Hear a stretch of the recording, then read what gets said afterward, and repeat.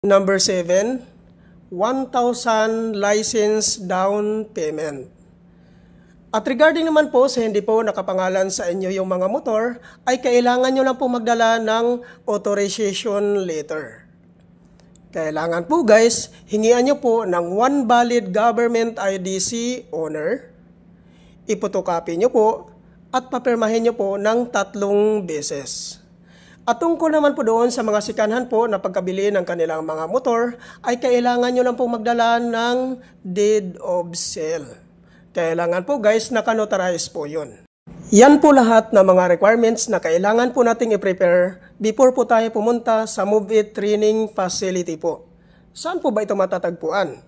I-pin location nyo lang po guys sa inyong mga Google Map ang Grab Warehouse Marikina. Doon nyo na po matatagpuan sa loob ng Grab Warehouse Marikina ang Move It Training Facility po. Ano naman po ang age qualification na tinatanggap po dito? Ang pasok po dito guys, which is yung 18 to 60 years old. Ang 56 to 60 years old guys, ay kailangan nyo lang po magdala ng medical certificate. Kailangan po guys, fit to work. At ang kagandahan po dito guys, no, pag once ma-activate ka po dito guys, no, ay maabil mo po ang mga previous po